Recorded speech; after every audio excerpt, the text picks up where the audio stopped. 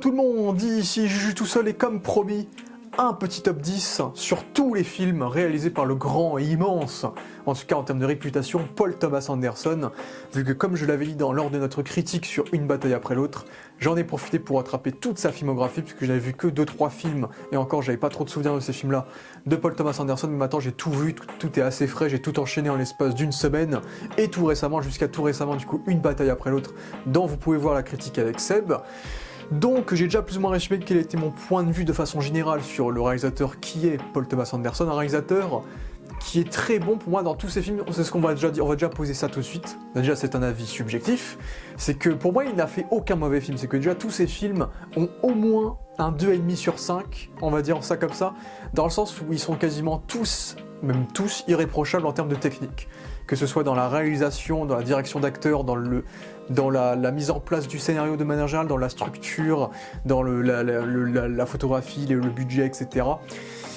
Tout est irréprochable, mais souvent les sujets qu'il aborde, le rythme qu'il prend, les histoires qu'il adapte en termes d'investissement ne sont pas toujours ma tasse de thé.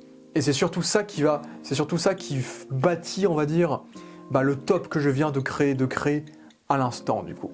Donc c'est à partir de là que j'espère ne pas me faire d'ennemis, parce que dès mon top 10, ça va déjà faire des ravages, je pense, pour beaucoup de fans de PTA.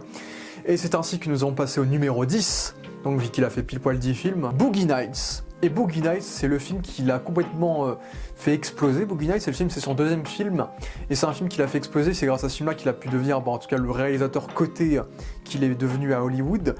Et je sais que c'est un film que beaucoup de gens adorent. Et je comprends pourquoi beaucoup de gens adorent. Moi, mon souci avec Boogie Nights, c'est que ce n'est pas... Parce que moi, je l'ai regardé sans savoir de quoi ça parlait. Moi, j'enchaînais les films de la filmo de PTA, et je regardais pas forcément le sujet, parce que comme ça, j'avais la surprise, etc.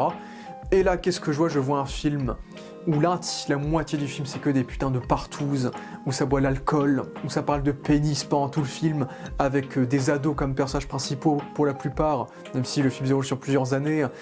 Et ça, c'est typiquement le cinéma que j'aime pas. C'est tout ce que j'aime pas. Ça, c'est tout ce qui est film sur des drogués, sur des ados. J'aime pas les films d'ados, j'aime pas les trucs avec des ados. Des films sur des mecs qui font la fête tout le temps, des boîtes de nuit, qui se la pètent, qui sont détestables. C'est pour ça que j'essaye d'esquiver à fond la filmographie de Gaspard Noé, parce que c'est totalement l'aspect que j'ai de sa filmographie. C'est typiquement le genre de film que je n'aime pas. Je ne supporte pas ce type de film-là. Et Boogie Nights, c'est ce type de film-là. C'est littéralement ça. C'est que Boogie Nights, après, il y a des aspects que j'ai appréciés, notamment la partie Fall, du Rise and Fall, qui est Boogie Nights. C'est que Boogie Nights, c'est un film qui prend le parti pris. C'est aussi pour ça que c'est un film que je respecte. C'est un film qui prend le parti pris de nous montrer l'ascendance et la déchéance d'une star du cinéma porn. Et du coup, en vrai, je pense que c'était très couillu à l'époque de faire un film sur la déchéance du cinéma porn. Et donc ça, c'est intéressant, effectivement, comme sujet par rapport à ce qu'on pouvait adopter dans les années 90. Et c'est vrai que moi, j'ai plus apprécié la partie Fall, parce que c'est là qu'on s'éloigne un peu plus du côté porn et qu'on traite des conséquences du fait d'avoir rejoint un tel milieu. C'est là qu'on punit nos personnages pour avoir rejoint un tel milieu. C'est que je vais légèrement spoiler dans à propos de tous les films. Et par exemple, on va traiter par exemple des problèmes juridiques que subit Julianne Moore par rapport au fait qu'elle est bossée dans le porn. Tu as le personnage de Mark Wahlberg qui va faire de la prostitution suite au fait qu'il se soit dégagé du monde du porn également. Il tente aussi d'avoir une carrière de musique qui est assez drôle, puis il se met à la vente de drogue avec une excellente scène avec Alfred Molina qui joue un espèce de gangster drogué qui est qui est assez marquante. D'ailleurs avec Thomas Jane qui est aussi présent dans une partie du film que j'apprécie beaucoup et qui est assez sous-coté également comme acteur. Et on traite aussi de ça sur le côté est-ce qu'on peut trouver un nouveau travail après avoir travaillé dans le monde du porn. On a ça avec Don Cheadle qui a tout un running gag par rapport à ses boîtes sonores stéréo qui est très drôle. Il y a aussi un running gag sur l'acteur William H. Macy, sur sa femme qui couche tout le temps avec des gens, et ce qui a un payoff assez marrant également. Et on a également le fait de peut-être, est-ce qu'on peut renouveler le format du porn au dehors des films direct-to-DVD qu'on faisait à l'époque, pour par exemple faire des émissions, par exemple on va se balader en voiture et on va interroger un mec, est-ce que tu veux coucher avec cette meuf, tu vois, et on va voir qu'il y aura des retombées négatives et qu'on montre que oui, c'est un format qui est difficilement adaptable dans un format plus émission télé, on va dire, et donc c'est ça qui fait que pour moi à la fin du film, qui devient une sorte de boucle un peu cynique, est plus intéressante que le reste du film. Le reste du film, bah du coup on voit un mec on voit un ado, bon qui est un peu vieux parce que c'est Mark Wahlberg, qui est détestable, qui sait rien faire, qui a aucun talent, et son seul talent entre guillemets, c'est qu'il a une grosse bite en fait. D'ailleurs il y a un payoff sur la grosse bite parce qu'on la verra pas pendant tout le film, et littéralement le dernier plan du film c'est plus ou moins ça en fait, on va dire. Mais du coup ça m'intéresse pas, et du coup t'as beaucoup de scènes de sexe, t'as beaucoup de scènes de partout où ils font la fête, où ils se font plaisir d'avoir une vie de star, et ce sont des longues scènes de fête. Après je dois quand même évoquer l'excellent casting qu'on a avec Philip Seymour Hoffman, avec Don Cheadle, avec tout le casting que je vous ai déjà évoqué, Louis Guzman qui a aussi joué dans beaucoup de films de Paul Thomas Anderson, et surtout Bob Reynolds, c'est Bob Reynolds hein, l'acteur. Bob Reynolds qui joue le mentor, et lui pour le coup il est très très charismatique, Bob Reynolds dans son rôle, pour le coup pour moi c'est vraiment lui qui porte le film. Parce que Mark Wahlberg, moi en plus c'est aussi ça, c'est que j'aime pas Mark Wahlberg aussi. C'est Mark Wahlberg, genre, il a vraiment une tête de con, et c'est vraiment un mec que je trouve assez insupportable quand je le vois au cinéma. Je l'aime bien dans les Transformers, mais en dehors des Transformers, j'ai du mal avec Mark Wahlberg. Mais le rôle lui va tellement bien parce qu'en fait il fait du Mark Wahlberg, et peut-être qu'objectivement c'est clairement l'un des meilleurs films auxquels il est joué. Mais ça ne change pas le fait que c'est Mark Wahlberg et j'aime pas Mark Wahlberg. Mais il y a quand même des séquences de parodie que je trouve très très drôles, puisque la mise en scène de Paul Thomas Anderson est très juvénile dans ce film-là, c'est que c'est très tape à l'œil, c'est très explosif. Du coup il aime beaucoup jouer sur des effets de style qui sont assez fun, et j'aime beaucoup les séquences de parodie. On voit des acteurs de légende comme Julianne Moore jouer mal, parce qu'il faut pas que tu joues bien dans des trucs de porno, il faut que tu baisses bien mais pas que tu joues bien. Du coup il y a des scènes de parodie un peu en mode film, en mode émission des années 70 qui sont super mal jouées par les acteurs alors que ce sont des bons acteurs. Donc il y a des moments qui sont bien dans Boogie Nights. Le problème c'est que pour moi il y a la moitié du film qui m'insupporte, tout simplement. Mais qualitativement parlant, et puis on a un super jukebox musical, après que je trouve un peu omniprésent dans le film, je trouve que la musique est assez saoulante au bout d'un moment, mais le jukebox est assez qualitatif également. Mais voilà, personnellement, c'est vraiment le sujet qui fait que je mets Boogie Nights en dernier, mais je comprends que beaucoup de personnes apprécient ce film. Ensuite, en 9ème, je vais mettre Phantom Thread. Et même chose, pas pour les mêmes raisons. C'est pas forcément mon style de film non plus, on va dire. Le sujet ne me prend pas forcément, dans le sens où moi je suis pas du tout je suis pas un mec de romance dans les films. C'est pas moi qui va mater des comédies romantiques, c'est pas du tout mon délire. C'est pour ça que j'ai dû voir presque aucun film avec Hugh Grant, ça m'intéresse pas du tout. Hormis les quelques blockbusters qu'il a pu faire un peu péter, comme Donjons et Dragons, où il était pas mal. Mais que ce soit des romances dramatiques, comiques, ça m'intéresse pas. Il y a des exceptions, comme La La Land, comme 500 jours ensemble, que j'ai quand même regardé, qui sont assez intéressants, ou même des choses plus subtiles que j'ai beaucoup aimé, comme le film de Sofia Coppola, Lost in Translation aussi. Et là du coup on est sur un film de romance toxique, à une époque, en fait c'est dans les années 50, mais comme on est dans un environnement, on fabrique des vêtements qui font très Renaissance, donc je trouve qu'il y a quand même une vibe très Renaissance dans le film, alors que le film se déroule dans les années 50, dans le domaine de la couture. Et moi, le domaine de la couture ne m'intéresse pas, et les romances ne m'intéressent pas. Ce qui fait que ce film ne m'intéresse pas, entre guillemets. Mais Phantom Thread, néanmoins, reste un film extrêmement bien maîtrisé par Paul Thomas Anderson, avec une réalisation extrêmement léchée, une photographie sublime, une mise en scène impeccable, mais je me fais un peu chier devant, quoi. C'est que, en fait, le film, je pense que c'est le film le plus simple de la filmo de Paul Thomas Anderson. C'est vraiment un film de romance toxique où t'as un haut couturier qui va tomber amoureux d'une femme qu'il va rencontrer entre guillemets par hasard, qui ne vient pas du tout du même milieu que lui, et à partir de là, ça crée un décalage entre les deux qui va faire qu'on va avoir une espèce de jeu de ping-pong entre les deux qui font se clasher, jusqu'à, entre guillemets, trouver une sorte d'amour via cette rivalité qu'ils ont dans leur milieu séparé, on va dire. Et du coup, je trouve que le film est très prévisible dès le départ par rapport à comment ça va finir et comment ça va se dérouler. J'ai un peu changé la lumière parce que ça me pète l'œil. Et du coup, je trouve pas le film aussi fascinant que ça, au final, mais la performance des acteurs, et comme d'habitude avec PTA, est excellente, hein. Là, que ce soit la performance, bien sûr, de Daniel Day-Lewis, qui joue complètement l'opposé de ce qu'il avait joué dans There Will Be Blood. Il est fabuleux dans le rôle qu'on lui donne, et il est très charismatique, dans ce rôle beaucoup plus droit, beaucoup plus affiné que dans There Will Be Blood. Et l'actrice, dont je vais vous mettre le nom juste ici, qui avait joué dans le film Old de Shaman par exemple, offre une très bonne répartie à son rôle à lui, tout comme le personnage de la sœur également. Mais c'est vrai que je trouve le film assez mou du genou, pas très intéressant pour moi. Et si c'était pas pour la réalisation, je trouve que le sujet est pas très... En fait, c'est un film qui est très morne et très froid dans sa tonalité, dans son sujet, dans son rythme. Ce qui fait qu'au bout d'un moment, on rompiche un peu, quoi. Donc c'est un peu le reproche que j'aurais à développer sur Phantom Thread par rapport à cela. Et ensuite, numéro 8, et là pourtant ça c'est le type de film que j'aime bien d'habitude, et donc j'étais assez curieux par le film, et je pensais que j'allais plus aimer que cela, mais au final l'histoire était assez capillotractée. C'est Inherent Vice, donc premier film qu'il a adapté d'un roman de Thomas Pynchon, et plus fidèlement que sur le prochain qu'il aura adapté, qui est donc Vineland, One Battle After Another, donc avec Joaquin Phoenix, donc un film polar noir, dans les années 70, un peu plus néo-noir, donc un peu plus punk, un peu plus coloré, un peu plus psychédélique, un peu plus barré, donc un style que j'aime bien, en vrai, tout ce qui touche un peu à la psychédélie, avec un casting, je crois que c'est peut-être le plus beau casting qu'il ait eu en dehors de Magnolia, en termes de casting, Joaquin Phoenix, Benicio del Toro, Josh Brolin, Eric Roberts, Reese Witherspoon, ça ne s'arrête pas, ça ne s'arrête pas, ça ne s'arrête pas, donc casting, immense casting pour ce film-là.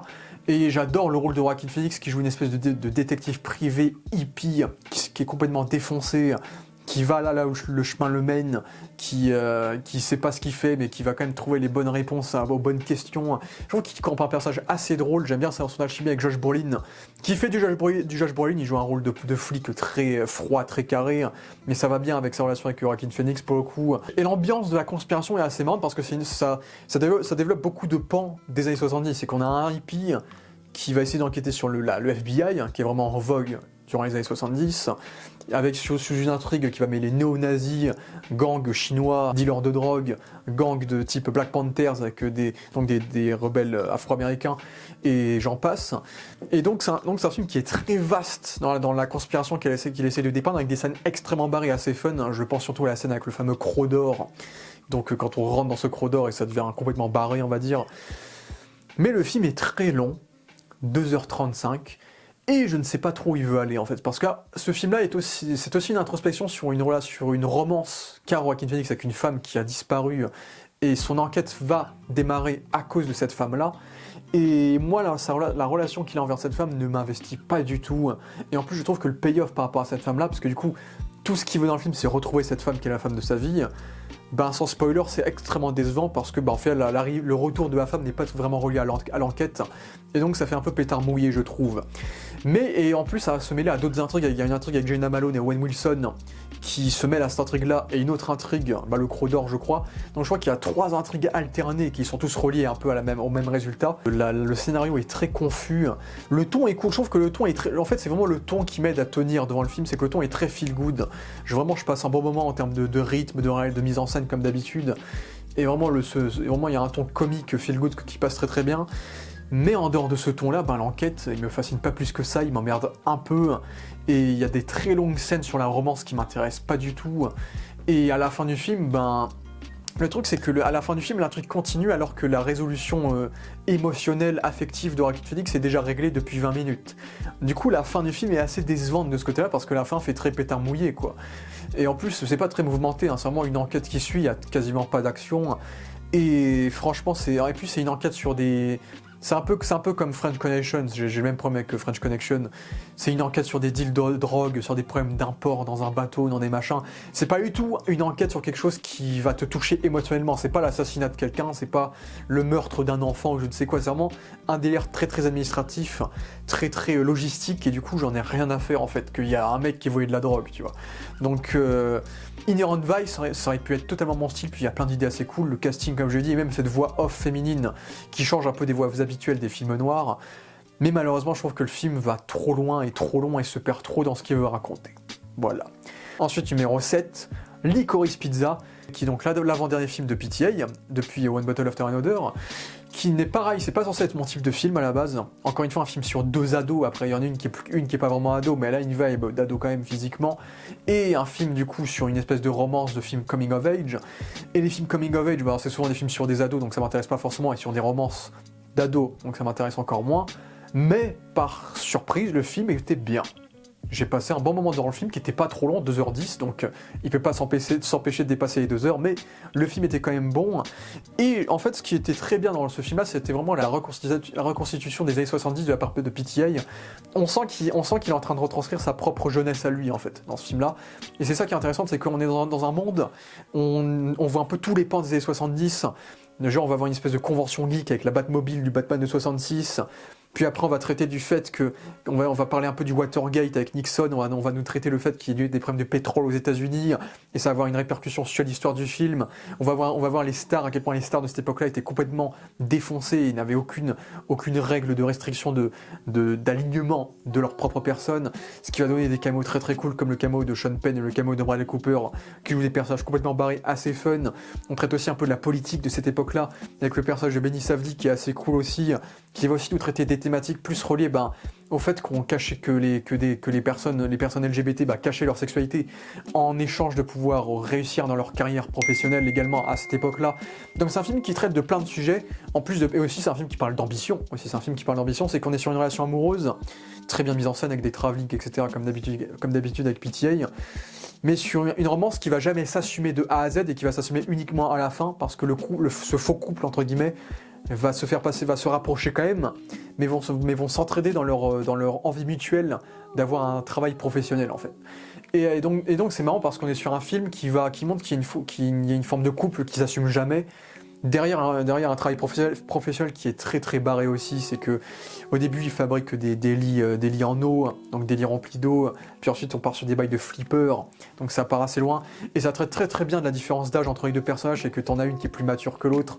T'as le personnage de Cooper Hoffman, lui c'est un gamin de 16 ans je crois, donc lui il a beaucoup plus de délire très gamin qui le déconnecte d'Alana Haim du coup.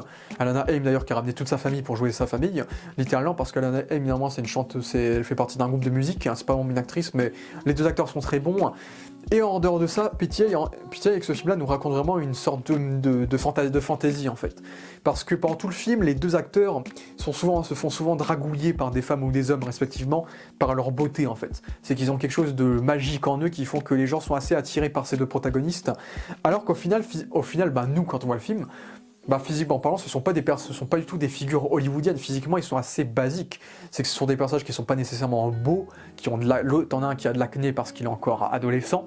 Et du coup, ça crée une sorte de déconnexion qui rend le film assez fantaisiste dans sa tonalité. Ce qui est intéressant dans ce qu'il raconte, tout du moins. Ce qui crée des séquences assez intéressantes. Je pense toujours à la séquence avec Bradley Cooper très marrante et le camion sans essence, ce qui est super, qui est une séquence assez drôle aussi.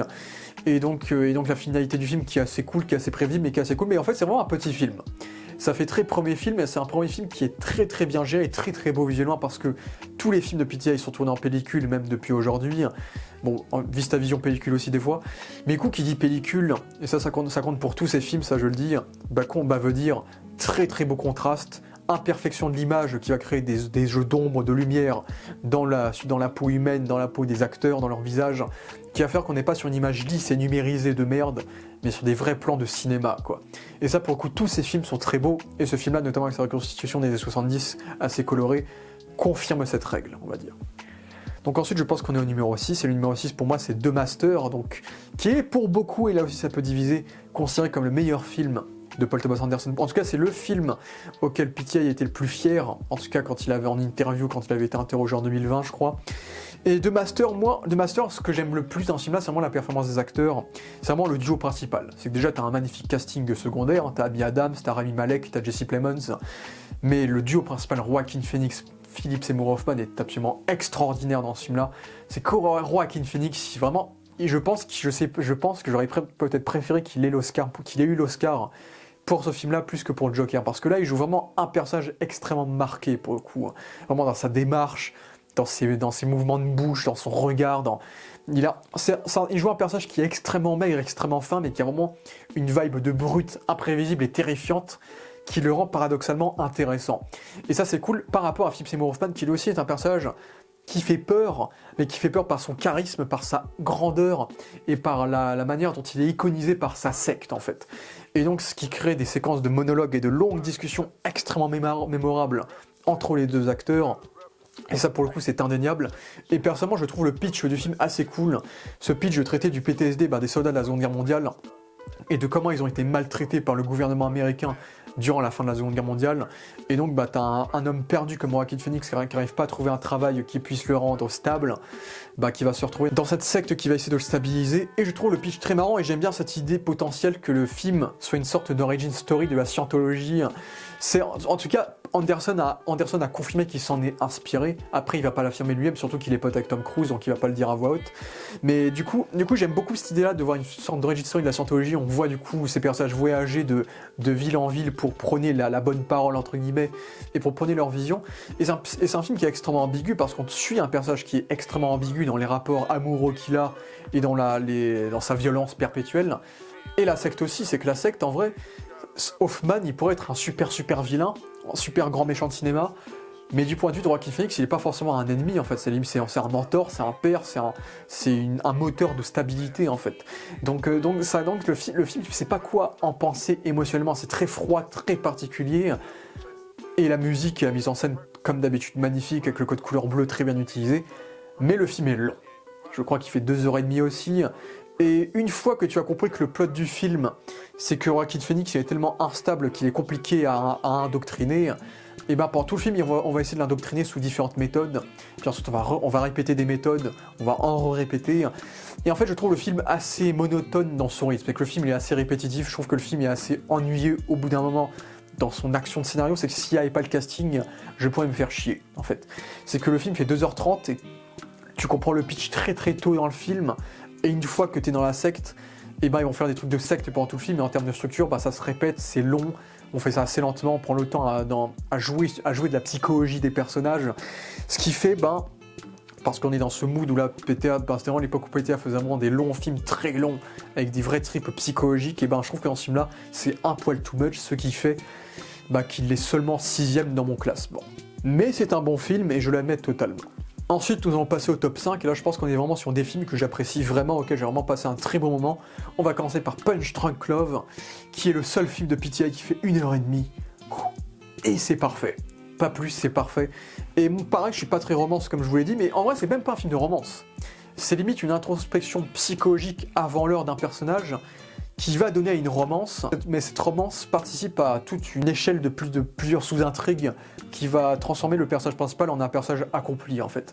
C'est que Adam Sandler joue un personnage qui est constamment seul, en tout cas dans les 15 premières minutes du film, il est toujours seul, filmé en plan large, seul dans tous les plans, quand il y a des courses, il est seul, et même quand il est entouré de ses sœurs et de sa famille qu'il trouve insupportable, il est seul.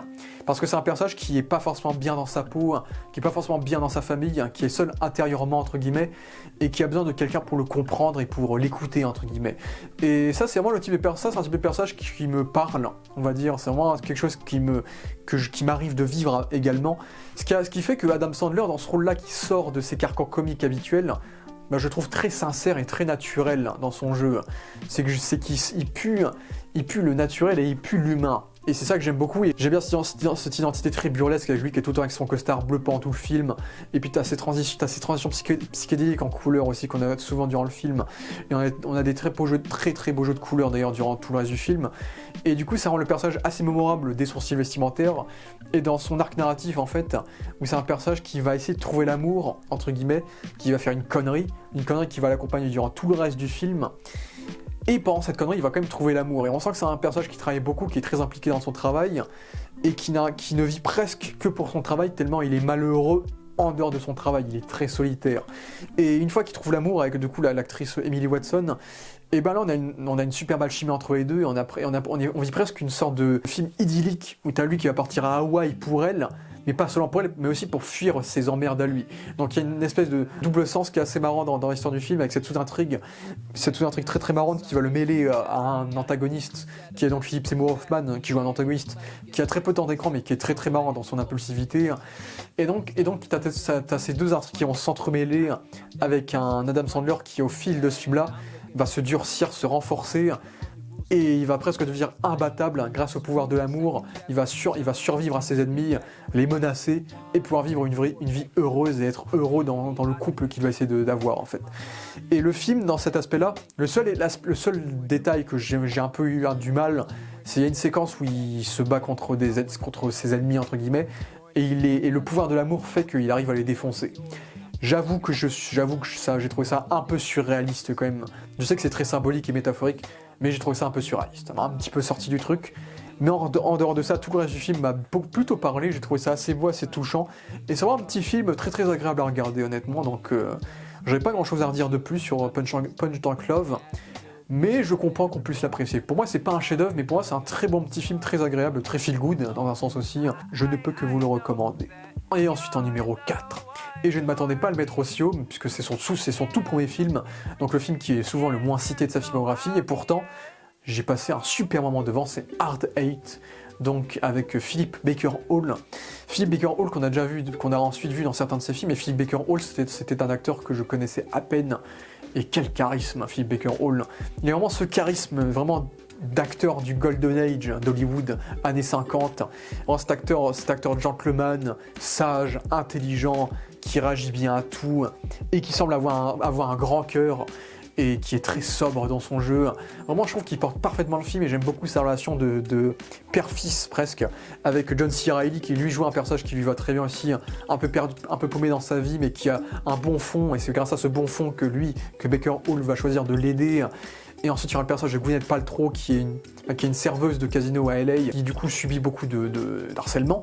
Et du coup, pareil, Baker Hall va l'aider également, et ça va former une sorte de petite famille entre les trois. Je trouve que c'est un film qui est très très beau, en fait.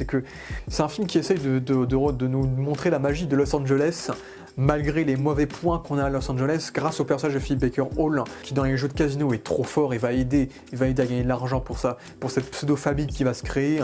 Il va tout faire pour aider du coup cette famille. Et on a aussi Samuel Jackson qui fait du Samuel Jackson, mais qui joue un rôle plus ou moins d'antagoniste qui est quand même assez menaçant et assez terrifiant et assez imprévisible, qui est assez mémorable aussi.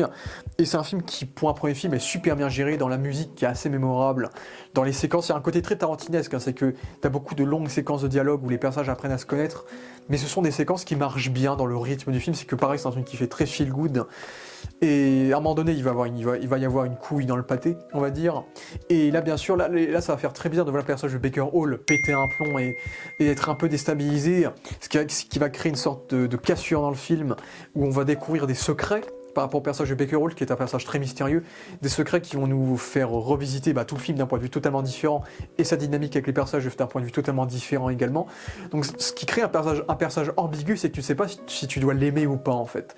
Mais il est tellement touchant et tellement charismatique que tu veux qu'il réussisse dans sa quête, et tu veux qu'il réussisse dans l'objectif d'aider ces deux enfants entre guillemets qu'il a adoptés et qu'il aime en fait. Et c'est un film qui m'a pas mal touché dans cette ambiance, parce que j'aime bien l'ambiance de Los Angeles, j'aime bien on a un super casting, et il fait 1h40, il est pas très long, et on dirait pas du tout un premier film, je le trouve super bien fait dans le style, et honnêtement c'est un film que je vous recommande vraiment, assez sous-coté du coup dans sa filmo, mais Hard Eight, j'ai passé un super moment devant. Ensuite en numéro 3, et non il n'est pas premier, c'est There Will Be Blood, du coup le fameux film qui va faire une cassure dans la filmo de Paul Thomas Anderson, parce que il sort de Punch Drunk Love, où il faisait des films qui étaient très dynamiques, qui étaient très juvéniles, un peu dans son style très énergique, et là, c'est à partir de là qu'il va commencer à nous faire des tripes de films très contemplatifs sur des études psychologiques. Et là où dans des films comme The Master ça peut me déranger, je trouve que malgré sa longue durée de 2h40 presque je crois, There Will Be Blood, j'aime beaucoup l'ambiance latente du film, parce que c'est un film qui est très fascinant en fait. C'est un film qui va déconstruire un personnage qui est détestable presque dès le départ, qui va commettre des actes, qui va tricher dans des aspects pour devenir riche, et qui va perdre petit à petit son humanité qu'il n'a déjà pas tellement, on va dire, au fil de l'œuvre. Et c'est un film qui est assez fascinant parce que c'est un film qui nous parle du capitalisme. C'est clairement un film qui nous montre que le rêve américain ne rend pas forcément heureux, qu'on peut tricher pour atteindre le rêve américain, et même si une fois que l'on obtient tout à la fin, nous ne sommes plus que l'ombre de nous-mêmes, quoi. C'est qu'on a commis énormément de sacrifices et de mauvais choix pour arriver là où nous sommes arrivés, mais est-ce que nous sommes forcément heureux? Non. Donc c'est un film sur les mauvais travers du rêve américain, on va dire, et c'est un film qui choisit aussi de confronter la religion au capitalisme, qui sont deux aspects qui peuvent corrompre l'âme et corrompre l'homme dans un sens, selon comment. C'est pas un film anti-religieux, mais c'est surtout que le personnage de Paul Dano, qui joue un pasteur dans ce film-là, se sert clairement de la religion pour soumettre son peuple, et pour se faire passer pour une sorte de pseudo-envoyé de Dieu. Et alors parce qu'il y a des scènes très très fortes avec Paul Dano où on voit clairement qu'il manipule les gens, Et c'est exactement ce que fait le personnage de Daniel Plainview, c'est que c'est un personnage qui va manipuler les gens via sa richesse, et via le fait qu'il va promettre monts et merveilles aux habitants de la ville qu'il va donc forer pour le pétrole. Et donc j'aime beaucoup cette confrontation entre les deux qui sont tous les deux en fait des connards en fait. Les deux personnages sont des connards, cette famille extrêmement croyante et le personnage de Plainview, donc que ce soit avec sa relation avec son fils qui va très très mal se passer au cours du film à Plainview, où tu vas dire mais quelle grosse merde quand même, et toute la haine qu'il va y avoir entre les deux et les jeux de ping-pong qu'il va y avoir entre les deux durant tout le long du film. Et le fait que ce film, comme l'avait dit en interview Anderson, c'est un film Dracula en fait, c'est un film qui est presque fantastique dans cet aspect-là, c'est qu'on suit clairement un vampire, avec la métaphore du sang représentée par le pétrole.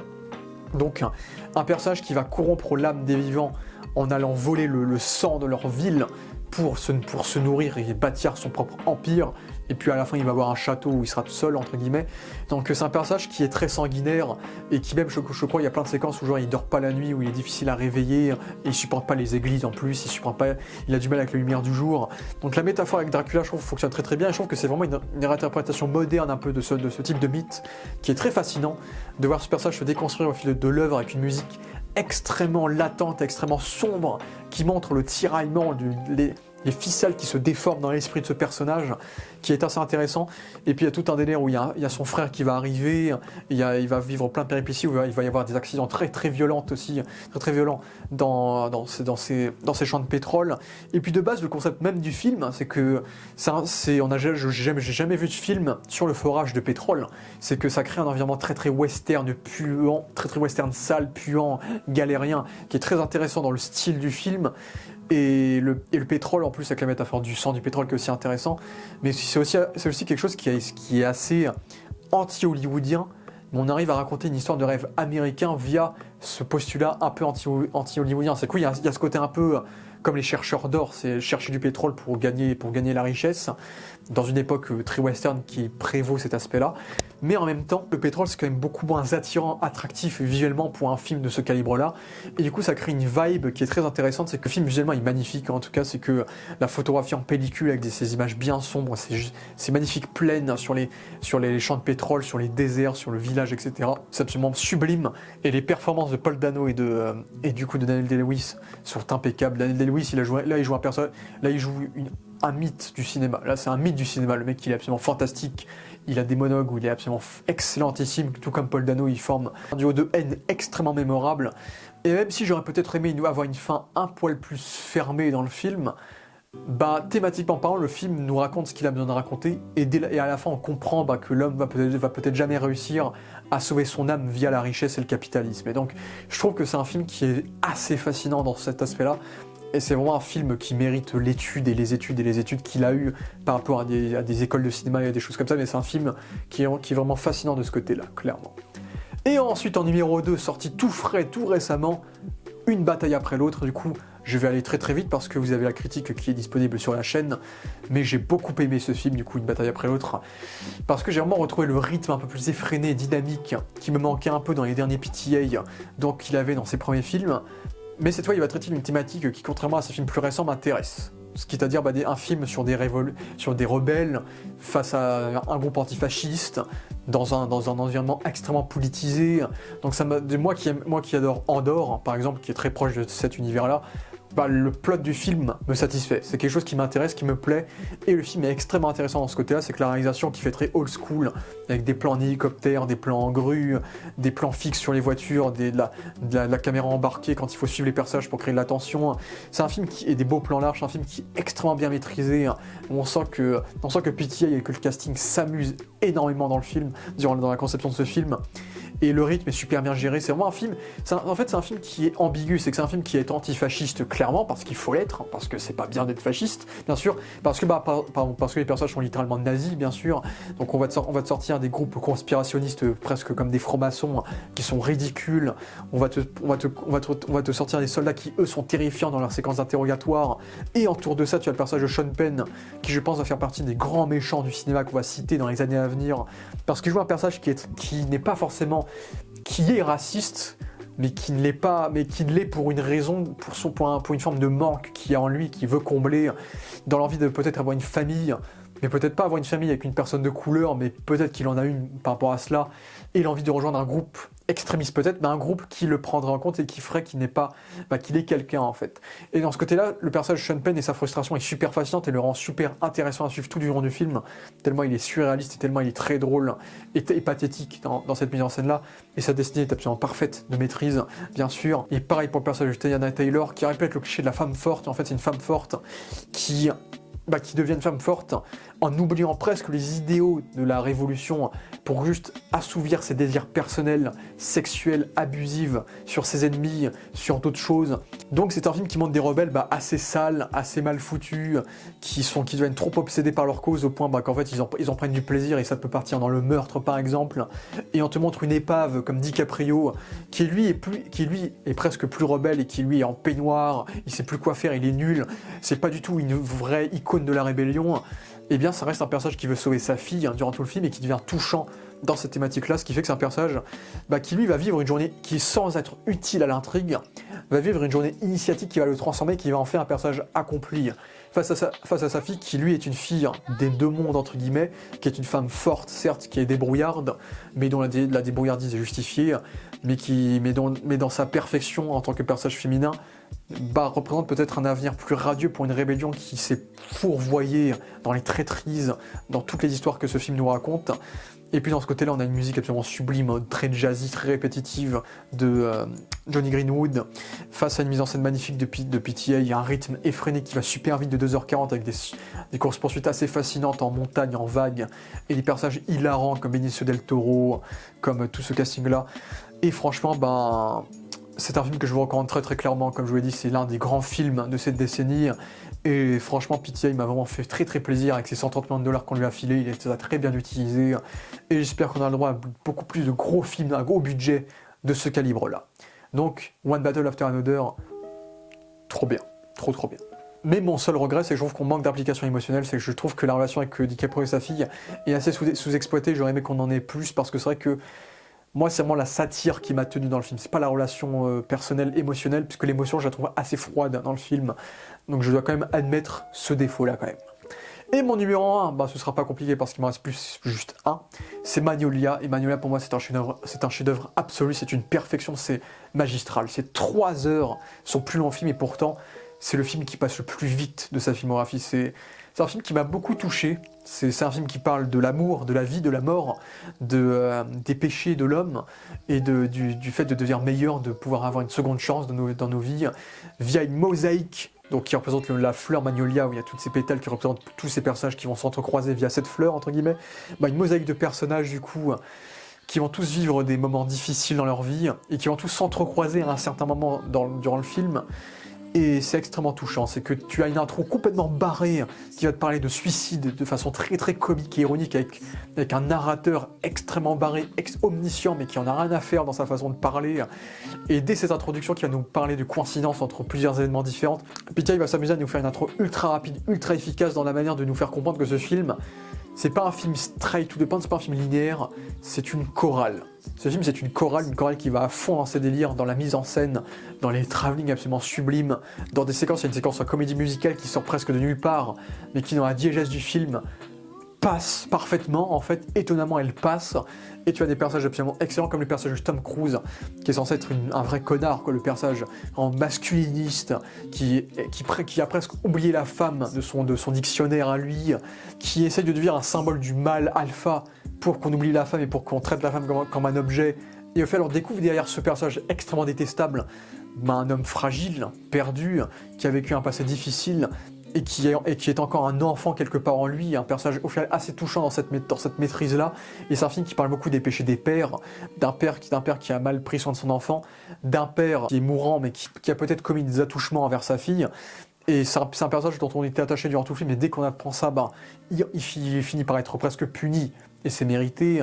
Tu as une personnage de fille qui est très très impulsif, qui se drogue, qui est très très perdue, et quand elle va vivre une forme de relation avec un flic, John C. Reilly, qui est un peu très bisounours, très agréable, très sympa, ben ça crée une sorte de relation assez touchante et assez poétique. Il y a aussi un personnage il y a aussi cette thématique de ce jeu d'enfants intelligents qui sont manipulés par leur père également pour faire de l'argent et qui sont presque déshumanisés par leurs parents, et donc il y a cette thématique-là qui est traitée via un enfant qui est assez fascinant, et le personnage de William Macy qui a gagné ce jeu-là, mais qui depuis n'a jamais eu d'argent et a une vie de merde et se déteste physiquement. Il est amoureux d'un gars, mais il veut pas s'assumer physiquement, il se déteste. Et donc là aussi, on est sur quelque chose de très dramatique dans cet aspect-là.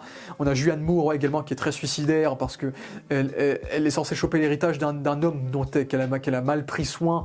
Donc c'est assez fascinant. Et à côté de ça, tu as le personnage de Philip Seymour Hoffman qui écoute tout ça. C'est qu'il n'est pas concerné par les intrigues, entre guillemets, il n'est pas relié de façon familiale par ses personnages, mais en même temps, c'est un peu l'ange gardien qui va réagir à ces histoires, qui va être touché par ces histoires, qui va pleurer face à ces histoires et qui va essayer de les améliorer s'il le peut.